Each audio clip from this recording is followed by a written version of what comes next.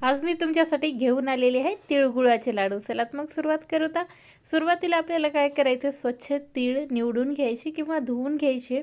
तर इथं 500 ग्राम तीळ आहेत, मी स्वच्छ निवडून त्याला भाजून घेतलेले आहेत.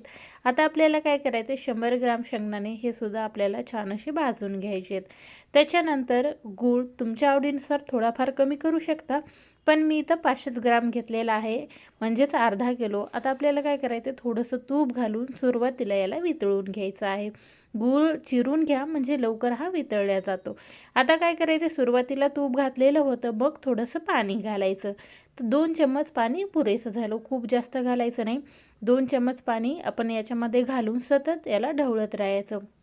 आता पहा, जसं जसं तुम्ही ढवळताय तसं तसं याला तार यायला लागतो, म्हणजे याची चाचणी तयार होते. एक पाणी घ्यायचं, पाण्यामध्ये थोडासा गूळ टाकून पाहायचा.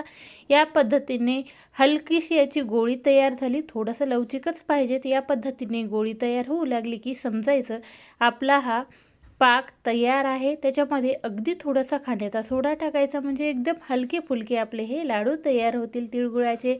तर पहा, या पद्धतीने मस्त असा हा गूळ फुलल्या जातो. नंतर आपल्याला काय करायचं आहे, तीळ भाजून घेतलेला याच्यामध्ये घालून घ्यायचा आहे.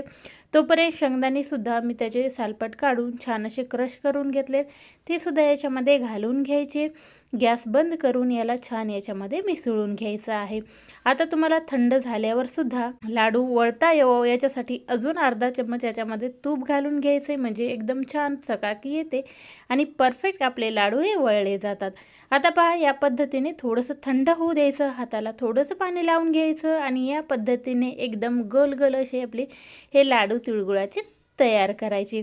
तर या मकर संक्रांतीला हे तिळगुळाचे लाडू तुम्ही सुद्धा नक्की करून पहा, तुम्हाला सुद्धा नक्की आवडणार आहेत.